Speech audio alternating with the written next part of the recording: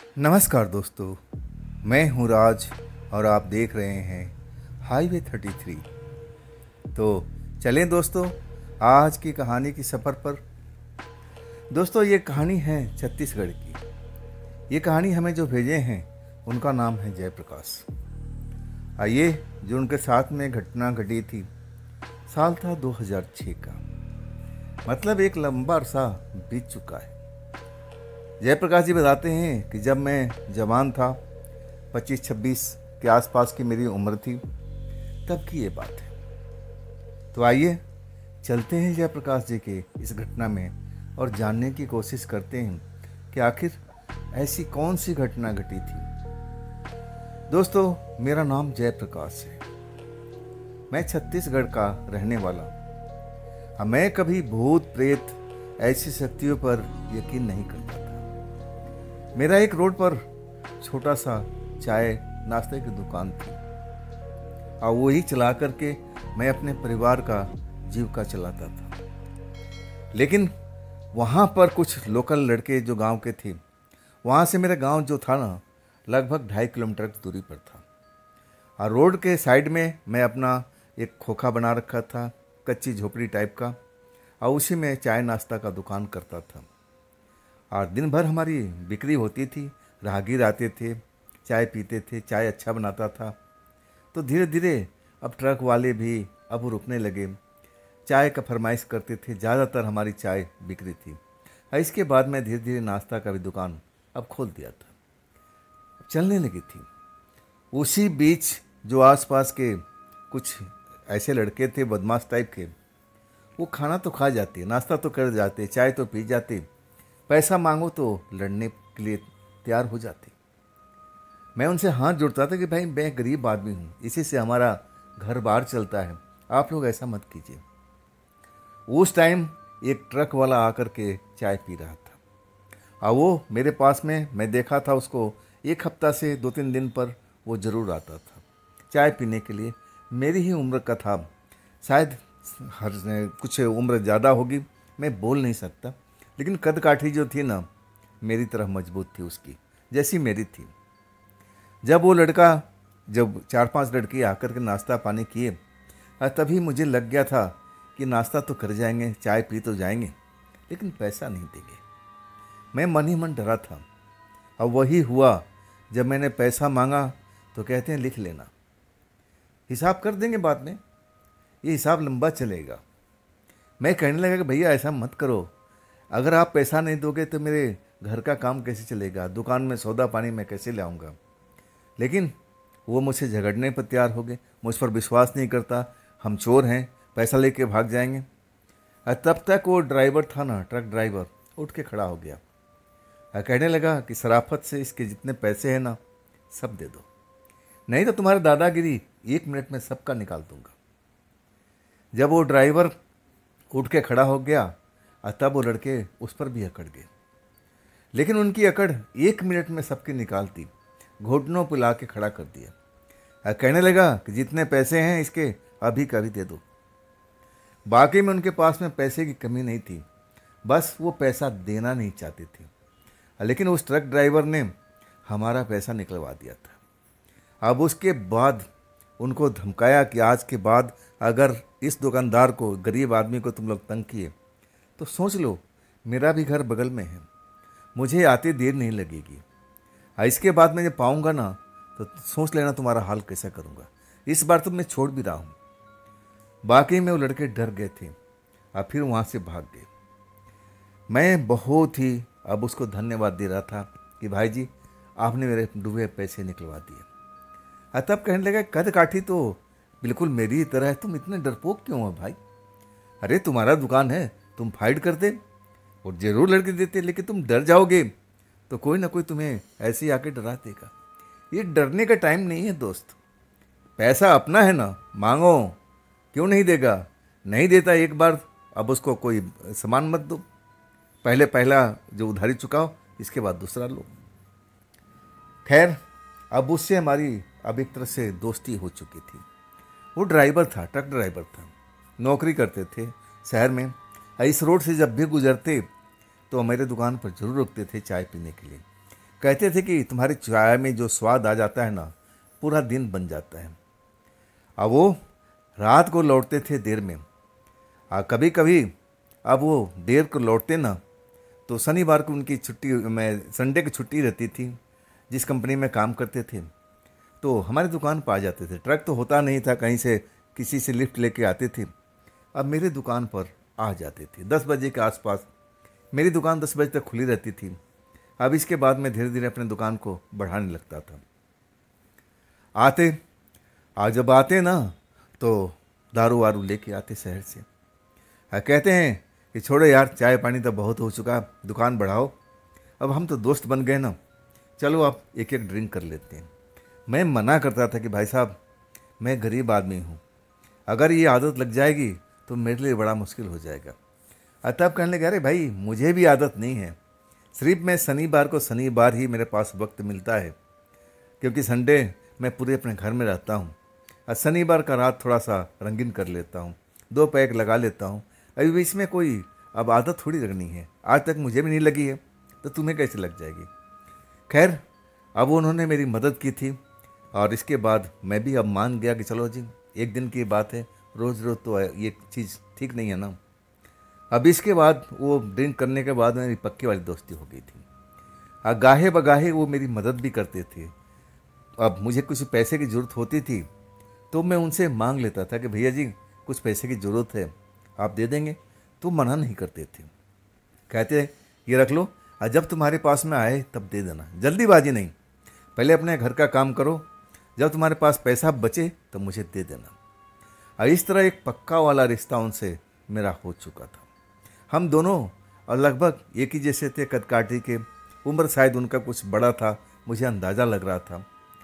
और खैर, हमारी दुकानदारी में वो लड़के जो हमारे साथ बदतमीजी करते थे, खा के पैसा नहीं देते थे, वो दोबारा नज़र नहीं आए। हाँ, एक साधु बाबा जरूर आता था, फटे हुए कपड़े में। अब साधु बाबा अब ऐसे ही था, बड़े बड़े दाढ़ी था, इसलिए मैं साधु बाबा कह रहा हूँ। अब कुछ ऐसे ही उसका अब ये कपड़े लगते थे, फटे पुराने, गले में कुछ अब माला डाल के रखता था। मेरे पास में आता था दोपहर के टाइम में, कहता था बेटा नाश्ता करा दो, भूख लग रही है। अब साधु बाबा समझ कर के मैं अब उसका आदर भाव कर लेता था कि न जाने किस भेष में भगवान मिल जाए। हमारे जो पिताजी थे उन्होंने मुझे ये चीज़ को समझाया था, इसीलिए मैं उसका आदर भी करता था, चाय नाश्ता करा देता था। और जाते टाइम कहता था कि ये उधार है, मैं तुम्हारा पैसा लौटाऊंगा। मैं किसी को उधारी रखता नहीं हूँ, लेकिन आजकल मेरे थोड़ा टाइम ख़राब चल रहे हैं, जल्दी ही मेरे टाइम अच्छे होंगे। मैं उनकी बात सुनकर के मुस्कुरा देता, हाथ जोड़ के कहता, बाबा जी कोई बात नहीं, मुझे पैसे की ज़रूरत नहीं है, आपका आत्मा तृप्त हो गया ना, सबसे बड़ा खुशी मुझे उस चीज़ में है। लेकिन वो कहते थे कि नहीं नहीं नहीं, मैं उधारी किसी का नहीं रखता है, मैं ज़रूर तुम्हारे पैसे लौटाऊंगा। और वो 2-3 दिन पर, 4 दिन पर वो हमारे दोपहर के टाइम में आ जाते थे। 1-आध घंटा अब वहाँ पर रुकते थे, चाय पानी करते थे। हमारे जो दुकान थी ना, अब उसकी दूसरी साइड में एक नहर थी। अब मैं कई बार उनको नहर के साइड में जाते हुए देखा। अब नहर के साइड में पेड़ भी थे, बगीचे भी थे। अब वो साधु बाबा थे, कहीं भी जा सकते थे, अब उनका ध्यान वान करना होगा। मैं इस चीज़ में ज़्यादा पड़ा नहीं। खैर, मैं मेन मुद्दे पर आता हूँ, मेन कहानी पाता हूँ। हुआ था कि शनिवार की रात थी और वो मोनू ड्राइवर साहब जो मेरे पक्के दोस्त थे, शनिवार की 10 बजे के 10:30 बजे करीब आए थे। तब तक मैं दुकान बढ़ा लिया था। मुझे पता था कि मोनू भाई साहब आएंगे और वो दारू फारू लेके आएंगे, तो उसके लिए मैंने पूरा इंतज़ाम कर लिया था। फलों को कुछ काट करके रख दिया था सलाद के लिए, और वही हुआ, 10:30 तक आए। और इसके बाद हम लोग दुकान तो बढ़ा ही चुके थे, अंदर ही बैठ करके अपना ड्रिंक कर रहे थे, बातचीत कर रहे थे। मेरे से पूछ भी रहे थे कि जयप्रकाश, अब कोई तुम्हें तंग तो नहीं करता ना? मैंने बोला नहीं भैया, आपके रहते हुए कोई तंग नहीं करेगा। अब इसके बाद दुनियादारी की बात होती रही। करीब 11 बज चुका था, लास्ट पैक बचा हुआ था, और इसके बाद वो अपने घर की तरफ निकल जाते। अब मैं उसी दुकान में सोता भी था। मैं तो अपने दुकान छोड़कर अब कैसे जाऊं? कभी कभी दोपहर के टाइम में जब हमारे परिवार के कोई सदस्य आ जाता था, थोड़ी देर के लिए बैठता था, तब मैं अपने घर होकर आता था। कई बार मैं रात को भी निकल जाता था, दुकान बढ़ा करके अब अपने घर निकल जाता था, कई बार ऐसा भी होता था। लेकिन आज शनिवार का टाइम मुझे दुकान पर ही रहना पड़ता कि दारू पी के मैं अपने घर जा ही नहीं सकता था। ऐसा ही मेरा उसूल था।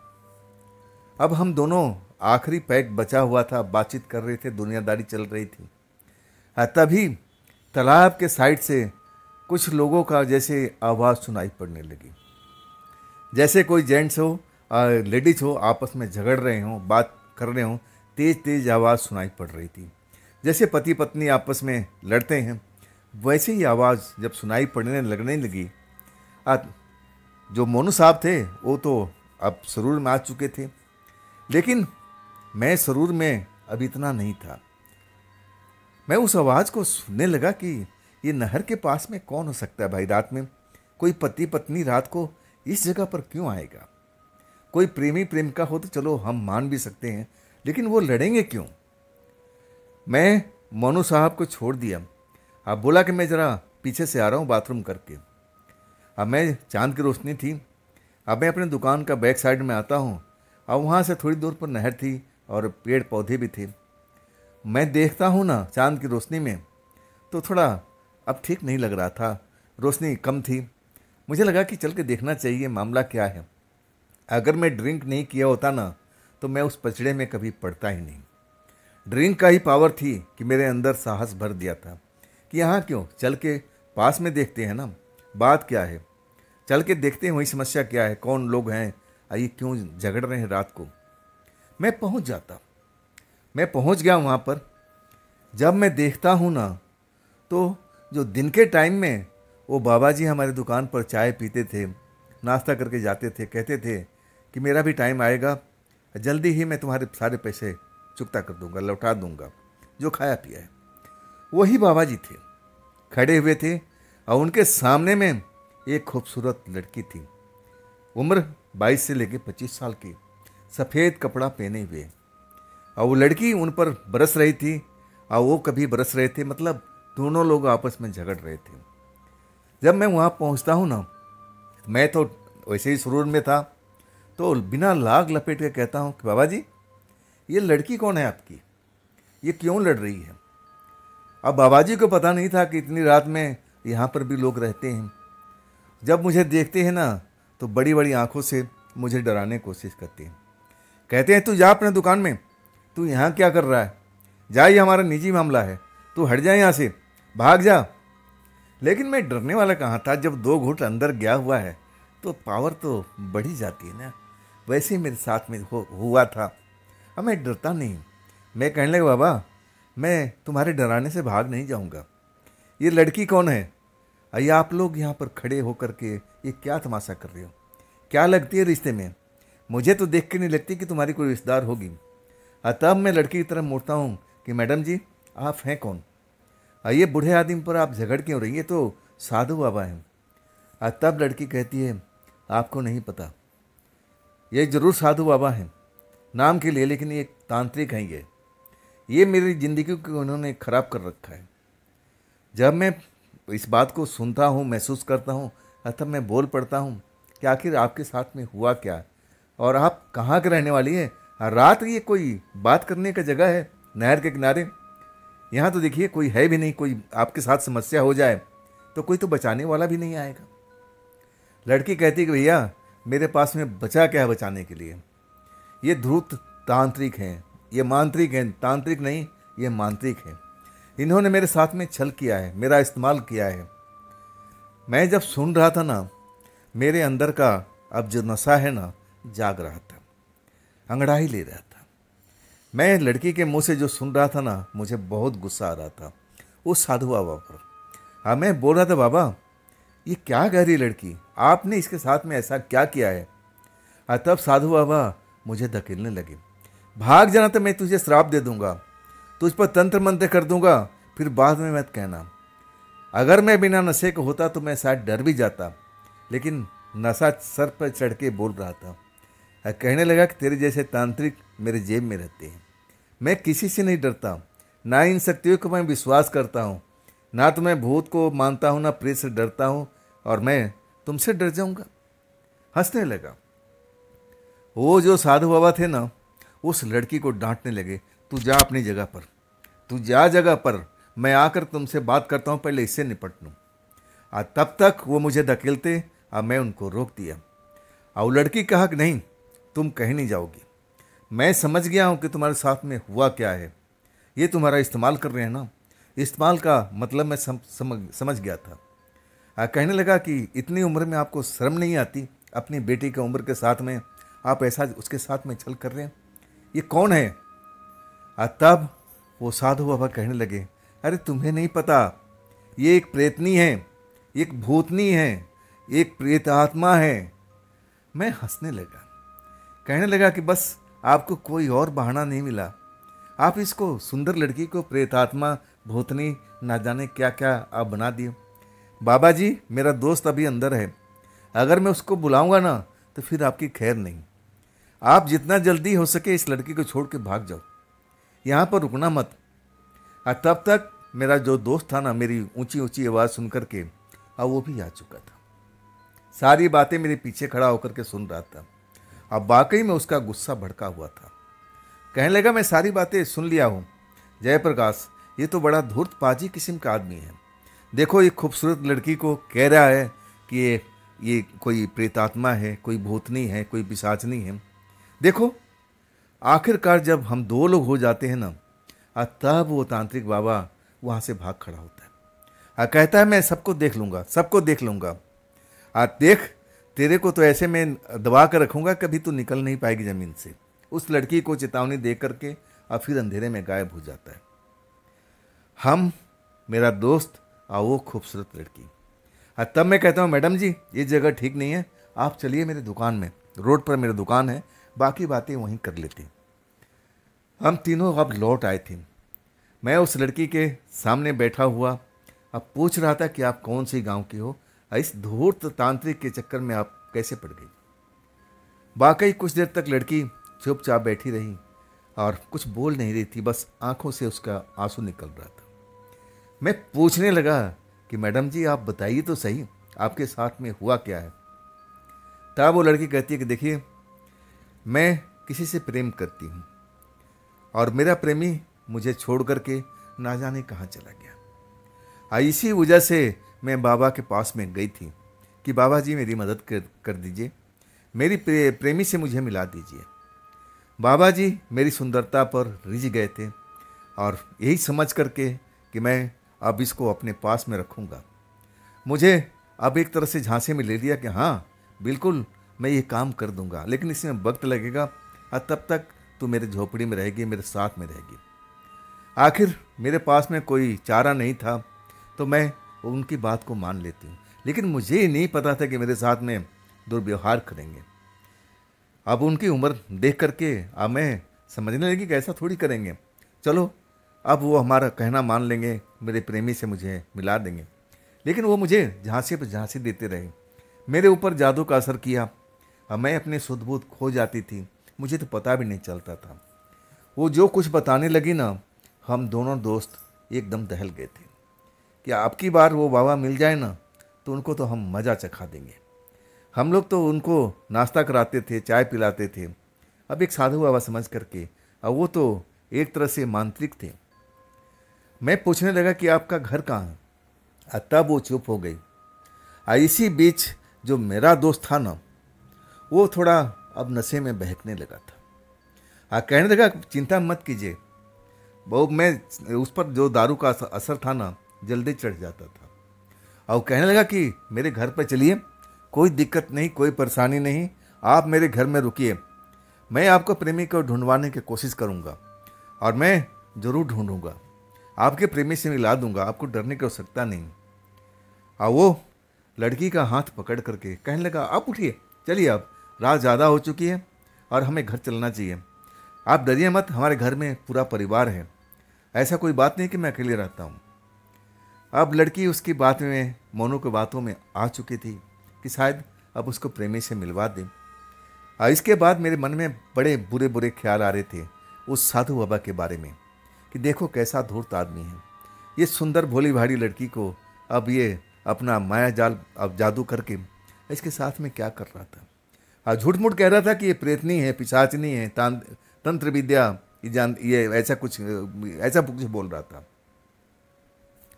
वाकई हमारा दोस्त मोनू उस लड़की को लेकर चल पड़ता है। कहता है दोस्त, इसके प्रेमी को मैं 2-3 दिन के अंदर मैं ढूंढवा दूंगा, कहीं भी होगा। और तुम तो जानते हो ना मैं ट्रक ड्राइवर हूँ, तो मैं तो हर शहर घूमता रहता हूँ।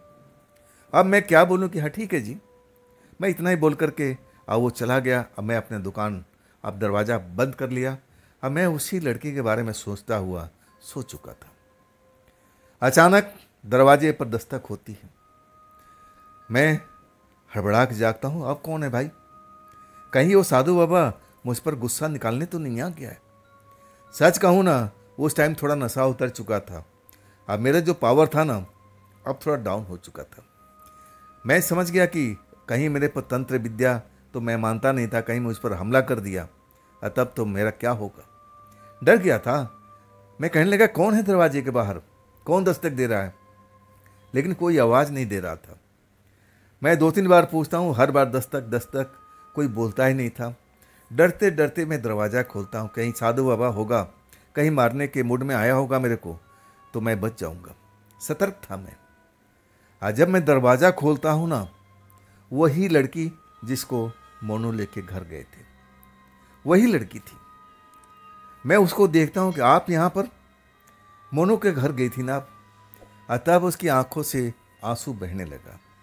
यानी कि मैडम जी बात क्या है, क्या मोनू के साथ में कुछ घटना उठना तो नहीं हो गई? तब कहती कि हाँ, वही साधु बाबा, अब वो तंत्र विद्या का माहिर है ना, अब हम दोनों पर हमला कर दिया था।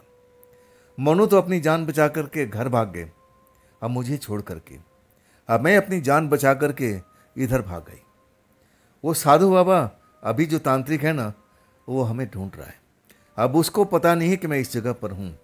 आप मुझे शरण दे दीजिए रात भर के लिए, अब फिर मैं दिन में अब कहीं सुरक्षित स्थान पर चली जाऊंगी।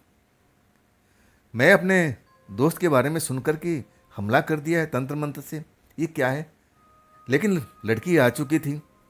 मैंने बोला, मेरे दोस्त को कोई चोट वोट तो नहीं लगी?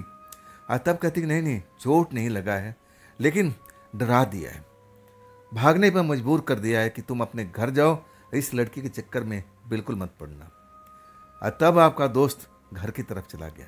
मैंने बोला, कोई चोट तो नहीं लगी? तब लड़की कहती, नहीं, चोट तो ना मुझे लगी है ना उसको लगी है, ऐसा कुछ नहीं किया। लेकिन वो मुझे ढूंढ रहा होगा, वो मुझे पागलों के माफिक ढूंढ रहा है। आप मुझे इस जगह पर छुपा लीजिए, बचा लीजिए, और सुबह होते मैं चली जाऊंगी। अब मैं क्या करूं? मेरे पास में जो भी बिस्तर होता है, अब मैं अलग अपने लिए बिस्तर बिछा लेता हूं। जो मैं जिस बिस्तर पर मैं सोया था, और उस लड़की कहता हूं कि ठीक है, आप इस पर आराम कर लीजिए, कोई बात नहीं। दरवाज़ा मैं अब खोलूँगा नहीं, कोई भी शोर करेगा, कुछ भी करेगा, दरवाज़ा नहीं खोलूँगा। अब तो दरवाज़ा सुबह ही खुलेगा। लड़की शांत हो जाती है, लेकिन वो बिस्तर पर सो तो जाती है, लेकिन उसकी आंखें बंद नहीं होती।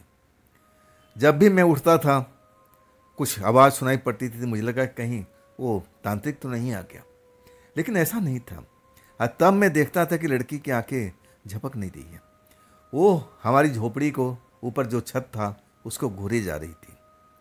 ऐसा जब तक मैं जागता रहा, तब तक मैं उसको देखा। आज जब मेरी नींद आ गई थी, अब इसके बाद मैं जब उठता हूँ ना, तो मुझे अब ये अनुमान था कि लड़की अपने बिस्तर पर होगी, लेकिन वो बिस्तर पर थी ही नहीं। दरवाज़ा मेरे घर का बंद था, दोनों दुकान का बंद था, एक ही दरवाज़ा था, कोई दूसरा कोई दरवाज़ा था नहीं, और लड़की गायब थी। सच कहूँ ना, मैं लगा कि मैं नशे में था ना रात में, शायद मैं ही दरवाज़ा खोल दिया होगा, कुछ भी हो सकता है। नींद में मैं खोल दिया होगा, या लड़की ने खुलवा के सुबह चली गई होगी, मुझे याद नहीं है। नशे में ऐसा हो जाता है। मैं इस बात को भुला देता हूँ कि चलो लड़की चली गई, कोई बात नहीं, अपने सुरक्षित स्थान पर पहुँच जाएगी। अब तक मैं उस लड़की को एक लड़की समझ रहा था, मैं उसको प्रेतात्मा तो समझा ही नहीं। आखिरकार सुबह में मेरा दोस्त आता है, वही मोनू साहब। आते ही कहने लगा, अरे वो तांत्रिक बाबा अगर मिल जाए ना, तो मैं आज उसको मज़ा चखा दूंगा, लेकिन ड्यूटी का टाइम है, अब मैं निकल रहा हूँ जयप्रकाश, लेकिन उससे थोड़ा बच के रहियो, वो तो वाकई में बहुत भारी तांत्रिक है। वो तो जैसे हमारे ऊपर में चींटियों का हमला कर दिया था। ऐसे लगने लगा कि सारे शरीर में खुजली सी होने लगी थी। मैं बेचैन हो गया, तब देखता हूँ कि सारे शरीर पर चींटियाँ रेंग रही है। तब मैं भागा और लड़की एक साइड में भाग गई, मैं एक साइड में भाग गया। कहीं उस लड़की उसके हाथ तो नहीं लग गई है, वो फिर तो नहीं ले गया। देख यार, कितनी लड़की खूबसूरत थी। मैं तो मन ही मन सोच रहा था, अगर मेरे घर पर चलती तो मैं अपने परिवार वालों को मनाता कि मेरी शादी इसी से करा दी। कहाँ भटकती रहती अपने प्रेमी के चक्कर में। मैं उस लड़की को भी आग्रह करता कि आप कहाँ भटकेंगी। मतलब वो अपना सपना बुन चुके थे मोनू साहब। अब वो अपना सपना जो था ना, बता चुके थे कि उनके दिल के अंदर में क्या चल रही थी। उस सुंदर लड़की को देख करके मोहित हो चुके थे, इसीलिए अपने घर लेके जा रहे थे। लेकिन रास्ते में वो तांत्रिक कहना बेकार है, मांत्रिक बाबा ने अपने जादू टोनों से अब उन पर चींटियों का हमला कर दिया था। और जब ये पूरी बात कहते हैं, तब मैं कहता हूँ वो लड़की तो रात में यहीं पर आई थी। मोनू की आंखें चमकने लगती, कहाँ है कहाँ है। मैं कहने लगा, भाई इसी बिस्तर पर मैं सुलाया था जहाँ मैं सोता हूँ, अपने लिए अलग बिस्तर लगा दिया था। लेकिन मैं याद ही नहीं कि सुबह में कितने बजे निकल गई। मैं नशे में था ना, तुम तो जानते हो मैं दारू वारू पीता नहीं। एक बार चढ़ जाती तो जल्दी से मेरे से उतरती नहीं। शायद मैं ही दरवाज़ा खोल दिया था और जाने के बाद दरवाज़ा बंद कर लिया था और चली गई। वो मुझ पर नाराज़ हो गए। अरे तुमने जाने क्यों दिया, मेरा तो इंतज़ार कर लेते। अब मैं कहने लगा कि भाई मुझे कुछ पता ही नहीं है, मैं तो नशे में था ना। तब मोनू कहने लगे, देखो मुझे देर हो रही है, मैं जा रहा हूँ ड्यूटी। अब की बार वो लड़की आए ना तो उसको रोक लेना। अब बता देना कि कहीं भटकने की जरूरत नहीं है। मोनू आपको बहुत चाहता है और आपसे प्यार भी करने लगा है। आप उसका साथ में घर बसा लीजिए। अब तो जानते हो ना, मेरे घर में ऐसे कुछ कमी है नहीं, रानी की तरह राज करेगी। मैं कहने लगा कि ठीक है, लड़की आएगी तो मैं बात बोल दूंगा। तब जाते जाते कहने लगे, अगर वो तांत्रिक आएगा ना तो भाई उससे बच के रहना। वाकई में वो खतरनाक तांत्रिक है, मेरे ऊपर चींटियों का हमला करवा दिया था। मैं वाकई मोनू जी की बात सुनकर के मैं भी थोड़ा हैरत में पड़ गया था। मैं तो तंत्र मंत्र में ऐसे शक्तियों पर विश्वास करता नहीं था, लेकिन अब करना पड़ गया। अब इसके बाद ना तो सारा दिन में वो तांत्रिक आया, ना वो लड़की आई। दुकान बढ़ा लिया था और मोनू साहब भी आ कर के चले गए थे, क्योंकि अब तो शनिवार के शनिवार पार्टी चलती थी, अब हमेशा तो होता नहीं था। अब इसके बाद मैं भी अपने दुकान में अब सोता हूँ। अब सुबह के लिए क्या क्या तैयारी करना है वही मन में हिसाब किताब लगा रहा था, और अचानक फिर दरवाजे पर दस्तक होने लगा। मैं डर गया, कहीं वही साधु बाबा तो नहीं आ गया। मैं पूछता हूँ, कौन है बाहर में, कौन है, लेकिन कोई आवाज़ नहीं। आखिरकार मैं हिम्मत करता हूँ, दरवाज़ा खोलता हूँ तो वही लड़की मुझे अब दिखाई दे रही है। मैं चौंक जाता हूँ कि आप यहाँ पर क्या कर रही हैं, आप अपने घर जाना चाहिए ना आपको। तब कहती है कि बस मुझे अंदर तो आने दो, अंदर आके सारी बात बताती हूँ। मैं दरवाजे से हट जाता हूँ, वो अंदर आ जाती है। अब मेरे ही बिस्तर पर वो फिर बैठ जाती है। अब मैं खड़ा रह जाता हूँ। तब कहती है, मैं जाऊँ तो जाऊँ कहाँ। मैं कहने लगा कि आपका घर है, आप जहाँ रहती हैं अपने आपका माँ बाप होगा। और कहने लगी कि नहीं, मेरा कोई माँ बाप नहीं है, मैं बिल्कुल अकेला हूँ। बस ले दे के एक मेरा प्रेमी था। हाँ, मैं उसी के लिए व्याकुल थी कि मेरा प्रेमी से मेरा मिलन हो जाए। इसीलिए तो मैं बाबा के पास में गई थी कि बाबा मेरी मदद कर देंगे। लेकिन बाबा तो अपनी अब इच्छा अब पूरी करने में लग चुके थे। अब वो फिर उसकी आंखों में आंसू आ जाता है। तब मैं कहता हूँ कि आप शांत रहिए। फिर मोनू के बारे में बताता हूँ कि देखिए, वो जो लड़का आपको घर लेके जा रहा था, वो आपको एक तरह से पसंद करने लगा है और चाहता है भी आप उसके साथ में घर बसा लें। तब वो लड़की भड़क जाती है। कहती है कि आप लोग मुझे ऐसा ऐरा गहरा समझ रखे हैं क्या, मैं कुछ ऐसा हूँ ही नहीं। जैसे आप लोगों ने अब मुझे एक सामान की तरह अब समझ रखे हैं, मैं ऐसी नहीं हूँ। मैं अपनी प्रेमी के ढूंढने के लिए आई हूँ इस जगह पर। और देखिए, मैं फिर आज रात यहाँ पर गुजारना चाहती हूँ।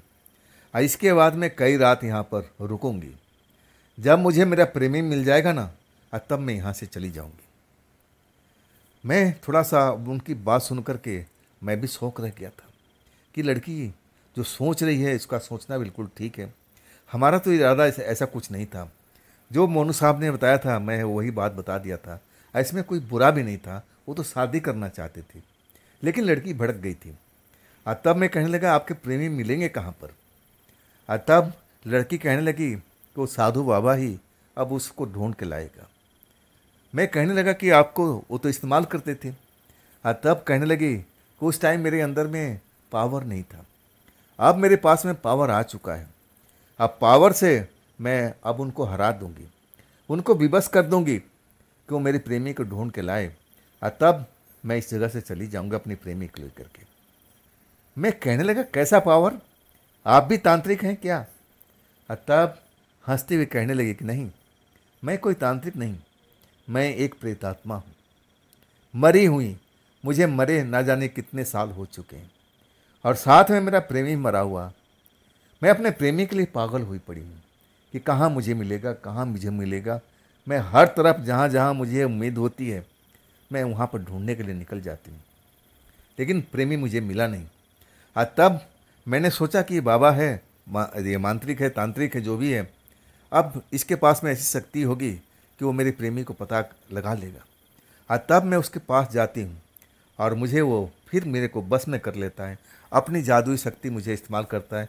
अब मेरा पावर को नष्ट कर देता है, एक तरह से पंगु बना देता है। जब मैं सोचता हूँ ना, सुनता हूँ उस लड़की की बात, मुझे यकीन ही नहीं होता है कि मेरे सामने मेरे बिस्तर पर बैठी हुई लड़की देखने में एक खूबसूरत लड़की की तरह लग रही है। ये कहाँ से प्रेतात्मा है, मुझे यकीन नहीं हो रहा था। और तब मैं कहने लगा कि देखिए मैडम जी, बुरा मत मानिएगा, मैं कैसे विश्वास करूं कि आप प्रेतात्मा हैं। मैंने जो किस्से कहानियां सुना था कि प्रेतात्मा तो नज़र ही नहीं आती है, कभी नज़र आती हैं तो हवा में उड़ती रहती हैं, उनके पैर उल्टे सीधे होते हैं, जो मैंने सुना है। तब वो लड़की हंस के कहती है कि जो भी सुना है सब गलत है, ऐसा नहीं होता है। प्रेतात्मा अगर पावरफुल होगी तो जब चाहे अब लोगों को नज़र में आ सकती है। ऐसा हूँ मैं, जो मैं अपने बारे में जानती हूँ मैं तुम्हें बता रही हूँ। अगर मेरी इच्छा नहीं होगी तो मैं किसी के सामने नहीं आ सकती। मैं हवा में भी उड़ सकती हूँ, ये तूने बात बिल्कुल सही कहा। मैं जितना जल्दी पहुँच सकती हूँ कोई जगह पर, उतना कोई इंसान नहीं पहुँच सकता है। वो कुछ ऐसी ऐसी बातें बता रही थी। तब मैंने कहने लगा कि मैं कैसे भरोसा करूं कि जो बात आप कह रही हैं कि वाकई में प्रेतात्मा है, मुझे साबित करके दिखाइए ना, मैं फिर आपका मदद करूंगा। मैं आपसे प्रॉमिस करता हूं, वादा करता हूं, आपके प्रेमी के ढूंढवाने में पूरा आपका साथ दूंगा। तब वो लड़की मेरे बिस्तर पर बैठे बैठे और गायब हो जाती है। बस उसकी आवाज़ आती है, देख लिए और कुछ दिखाऊं। तब कहूँ ना कि हाथ पैर मेरा कांपने लगा था, और मैं कहने लगा नहीं नहीं, बस बस बस, आप मेरे सामने आ जाइए, आ जाइए, मैं आपको जान चुका हूँ। लड़की अब आती है, मुस्कुराती हुई कहती है कि आपने देख लिया ना, मैं वास्तव में एक प्रेतात्मा हूँ। अब मैं अपनी प्रेमी की तलाश कर रही हूँ कई सालों से, और मुझे अब अंदाज़ा लगा है और कि इसी एरिया में मेरा प्रेमी कहीं पर है, किसी तांत्रिक के ही बस में है। उसकी आत्मा को किसी ने बस में कर रखा, तभी वो मुझे नज़र नहीं आ रहा है। अब मुझे अंदाज़ा था कि यही तांत्रिक अब मेरे प्रेमी को अपने बस में करके कहीं छुपा रखा है। और उसने वादा भी किया था कि कुछ दिन मेरे साथ में गुजारो, और देखो तुम्हारे प्रेमी को मैं फिर वापस ला दूंगा। और तब मैं उसके साथ में अब रही, लेकिन वो सिर्फ मुझे इस्तेमाल कर रहा था, शारीरिक शोषण करता था, और कहता था कि अगर तुम नहीं करोगे तो तुम्हारा प्रेमी नहीं मिलेगा। अब मैं विवश हो गई थी, लेकिन कितना दिन इंतजार, एक आखिरी सीमा तक पहुंच गया था। और तब हम दोनों लड़ रहे थे, तब तुम लोग आए हुए थे, पूरी कहानी बता दी थी। सच कहूँ ना, मुझे उसकी बात पर यकीन तो हो गया था। मैंने कभी प्रेतात्मा देखा था नहीं। अब मेरे पास में बैठी हुई लड़की अपने आप को प्रेतात्मा कह रही थी और साबित भी कर चुकी थी। अब मैं इसे उससे वादा भी किया था कि मैं तुम्हारी प्रेमी को मिलवाने की कोशिश करूंगा, लेकिन कैसे? मैं तो एक तुच्छ इंसान, एक चाय वाला, पकौड़े बेचने वाला, और मैं ये काम कैसे कर सकता हूँ? आज तब मैं कहता हूँ कि बहन जी, मुझे तो माफ़ कर दीजिएगा। मैं आपकी कैसे मदद कर सकती हूँ? मेरे पास में ऐसी कोई जादुई शक्ति नहीं है। आप में वो पावर है, मैं कोई तांत्रिक तो हूँ नहीं। बस मैं इतना ही कर सकता हूँ कि आप जब आपकी इच्छा हो, आप हमारे दुकान में आकर के आप आराम से रह सकती हैं, रात बिता सकती हैं, जब तक आपका प्रेमी मिल ना जाए। इतना मैं आपके साथ ज़रूर कर सकता हूँ। हाँ, तब वो कहती है कि बस यही तो मुझे चाहिए। मैं आपकी दुकान में अब रात बिताना चाहती हूँ और मैं अपने प्रेमी को ढूंढना भी चाहती हूँ। दोनों काम कर सकता हूँ। अब उसके बाद वो लड़की कहती है कि अब रात ज़्यादा हो गई और आप आराम कीजिए और सो जाइए। मैं कई बार अब यहाँ पर सोऊंगी भी या जाऊंगी भी। जहाँ भी मुझे अनुमान लगेगा कि वहाँ पर मेरी प्रेमी हो सकता है तो मैं वहाँ पर चली जाऊंगी। आप निश्चित होकर सो जाइए।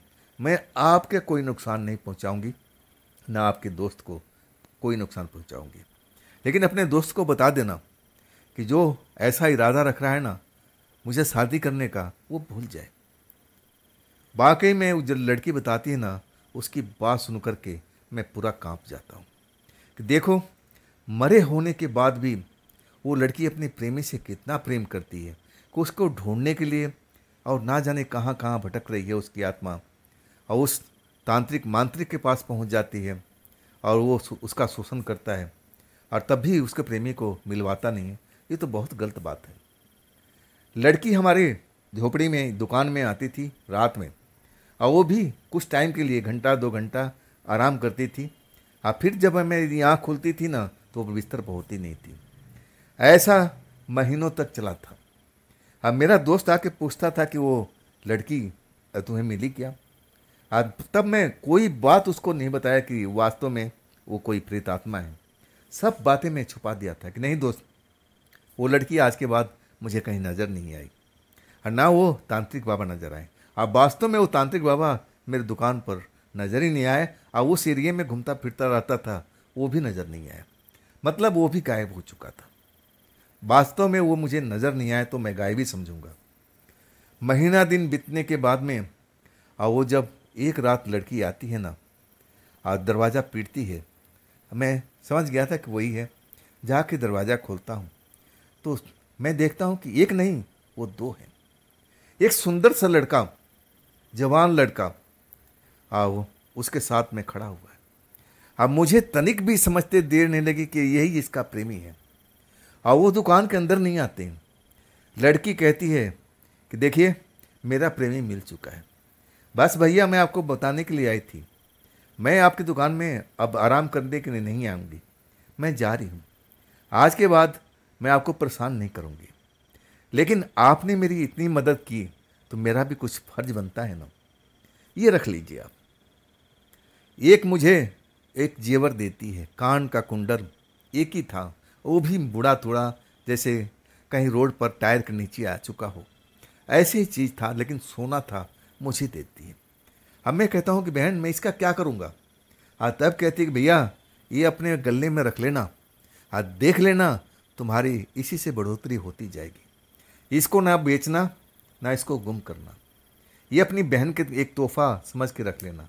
हमारा प्रेमी तो मिल चुका है, अब हम इसके साथ अपनी दुनिया में जा रहे हैं। अब उसके बाद वो लड़की मुस्कुराती हुई अपने प्रेमी के साथ और अंधेरे में गायब हो जाती है। सच कहूँ, मैं ना बाहर खड़ा हो करके अब मैं उसको जाता हुआ देखता रहा। अब मन में एक तसल्ली थी कि चलो, इतना सब कुछ होने के बाद आखिरकार अपने प्रेमी को पा लिया। तो कैसे पाई? अब एक पहेली के पहेली रह चुका था। क्या वो तांत्रिक को विवश कर दिया था अपने पावर से कि अपनी प्रेमी को वो लेके खुद ही आ गया, या उसके साथ में कुछ और प्रोग्राम रचा था? अब ये कुछ बात तो मैं जान नहीं सका, एक पहेली की तरह रह गया था। लेकिन मुझे खुशी थी इस बात की कि वो अपने प्रेमी के पा करके अब यहाँ से जा चुकी थी।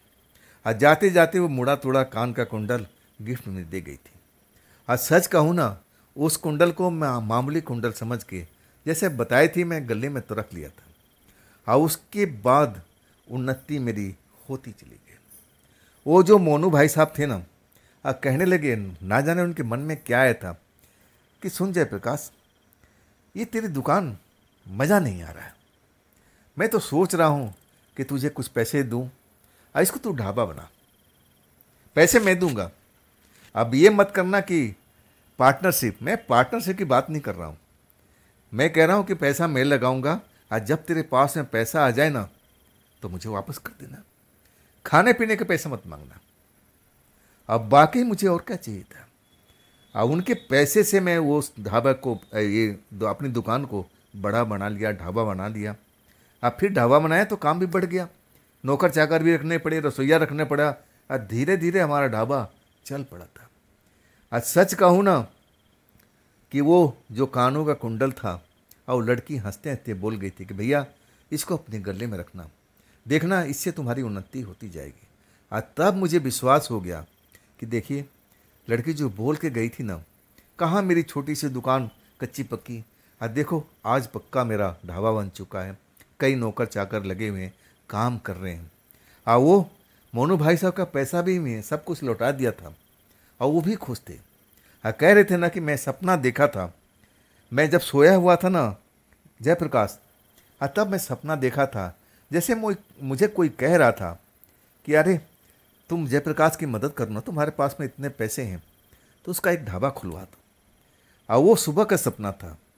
तब मैं सोचा कि ना मदद करना पड़ेगा, ये कोई ना कोई अंतरात्मा मेरे को बता रहा था कि तू जयप्रकाश का मदद कर। तब मैंने ये प्रपोजल रखा कि तू ढाबा खोल दे। वाकई में जयप्रकाश जी बड़ा खुश थे, उनकी भी शादी ब्याह हो चुकी थी, अपने परिवार में मस्त थे। आप बताते हैं कि उस कानों के कुंडल से ही मेरा उन्नति हुआ है और आज भी वो कुंडल मेरे पास में पड़ा हुआ है। मैं कभी उसको खोने नहीं देता हूँ और ना मैं उसको कभी बेचने का कोशिश किया हूँ। अब मुझे अब उसकी जो प्रेमी मिल चुका था और उसके बाद का मुझे बड़ा ही खुशी थी कि चलो जिसके लिए वो इतने परेशानी झेली थी लड़की, आखिरकार वो सफल हो चुकी थी अपने प्रेमी को पाने में। तो दोस्तों ये थी आज की कहानी जयप्रकाश जी की भेजी हुई। ये कहानी आपको कैसी लगी कमेंट में ज़रूर बताइएगा। हाँ दोस्तों, अगर आपके पास भी ऐसा कोई घटना है, कोई कहानी है जो आप मुझे बताना चाहते हो तो आप मुझे इंस्टाग्राम पर, मेरे व्हाट्सएप नंबर पर, मेरी मेल आईडी पर अपनी कहानी को ज़रूर शेयर कीजिएगा। और दोस्तों ये भी चैनल आप ही का है तो इसको भी अपना प्यार दीजिए, दुलार दीजिए और लाइक कीजिए, हाइप तो ज़रूर कीजिएगा। अगर आपने अभी तक इस चैनल को सब्सक्राइब नहीं किया है तो सब्सक्राइब भी कर लीजिएगा और अपने दोस्तों को शेयर करना बिल्कुल ना भूलिएगा। अब फिर हम इसी टाइम इसी चैनल पर कल रात में मिलते हैं। आप लोग अपना ख्याल रखिएगा। नमस्कार।